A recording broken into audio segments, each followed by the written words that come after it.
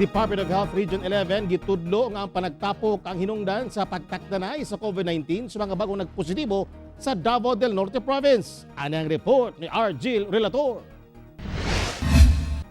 Sa datos gikan sa DOH-11 adlaw Miyerkules, pinakadaghan ug natalang nagpositibo sa COVID-19 sa Davao Region ang gikan sa Davao del Norte nga anaa sa 47, 5 ni adtong Martes ug pinakadaghan sab sa 13 ni adtong Lunes. Sa maong ihap, pulos kini local transmission, sanglit walay natalang bag-ong kaso nga gikan sa mga locally stranded individuals ug returning overseas Filipino. We found out that majority of these cases kasagaran nga na transmission in that areas is because nangahitabo na gathering. Pinaka-common matud pa sa gathering nga nagakahitabo mao ana asulod sa balay nga mga selebrasyon diin dunay bisita nga nagpositibo.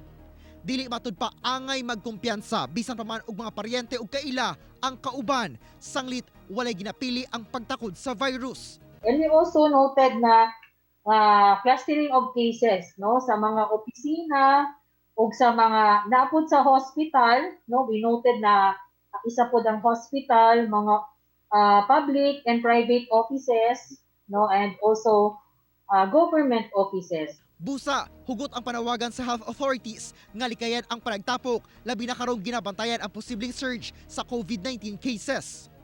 Ako si R. Relator para sa One Mindanao.